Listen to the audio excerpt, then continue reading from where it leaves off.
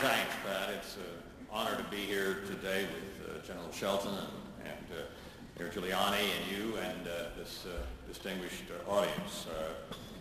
In which I served as Director of Central Intelligence, the Clinton administration, it was quite clear to all of us that President Clinton was extremely troubled by the situation in Rwanda, and after it was over and we had not intervened, was deeply troubled by the failure to take the side that needed to be protected from destruction and indeed genocide. The United States may make its mistakes. Sometimes we may use force when we shouldn't. Sometimes we may not use force when we should. But the connotation of what happened when Neville Chamberlain returned from Munich in 1938 and smilingly said that he was establishing peace for our time by appeasement is an approach that Americans not only do not find as positive or defensible, it's an approach that causes most Americans to wince. And I think that it's important for us to realize that what we see today in Camp Ashraf, Liberty, our general dealings with Iran is, for all practical purposes, appeasement. We can't deal with that until we face it. Now, on November 24th of 2013, the U.S. and other world powers joined Iran to announce a joint plan for action in Geneva. First of all, what prompted the regime to come to the table and sign an agreement?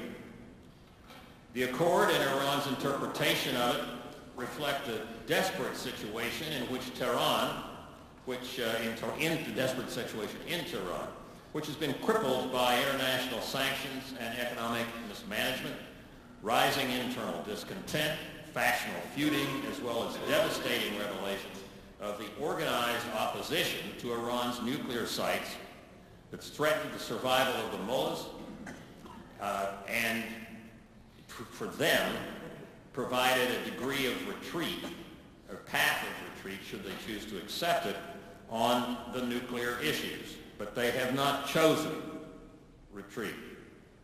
We have. The Obama administration failed to explain the mullahs' weakness in order to secure a much stronger outcome than what was achieved in these negotiations. The administration was far too hasty to cut a deal. It held out for a more decisive nuclear rollback, but the more the increasingly dire economic conditions in Iran would have supported a much tougher position. Deal to rollback sanctions and access to hard currency, the key to buying time for a faltering regime, was our desired outcome. Mission accomplished, at least for now. But Mr. Rouhani's smiles have also brought more executions, especially of political prisoners. There's been nearly 400 recorded executions, including at least 22 political dissidents since Rouhani was elected back in June. Amnesty International, in a statement after the first 100 days of Rouhani in office, said, "Amnesty is alarmed by the increasing rate of executions in Iran, particularly since President Rouhani took office." The human rights organization added, "Iran's prisons remain full of political prisoners and prisoners of conscience, many of whom suffer from lack of adequate medical care." Some 3,000 prisoners in the notorious Gezed Hisar prison west of Tehran went on a limited hunger strike on November 25th to protest the execution of 11 victims. Despite economic gains, the regime remains highly vulnerable and desperate for the next round of talks.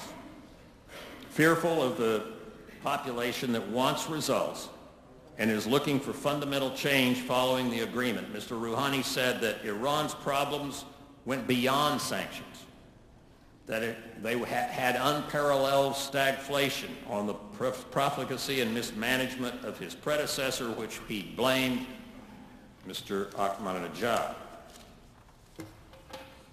What should the U.S. do now, following the agreement? In my view, the United States should use its leverage to push for full implementation of the Security Council resolutions to end all enrichment activities in Iran. It should implement every inspection of every site, declared or undeclared, by the Iranian government. Self-preservation, not goodwill or reform, is the basis for Iran's participation in these talks. If the United States fails to understand this, the whole world will pay the price. To count on the Iranian regime to comply with the agreement and give up its nuclear weapons program is naive and very wishful thinking. The more vulnerable the regime is, the more it will try to hide its program in order not to lose leverage with the West. By extension, the West has only one way to deal with the nuclear threat of Iran. There is no other real solution to this terrible set of problems. The Obama administration should step up to its pressure on Tehran, reach out to the Iranian opposition, call for the protection of the MEK and Camp Liberty, ask for expansive inspections of all Iranian nuclear sites, and demand of Iran full compliance with the agreement before easing any sanctions.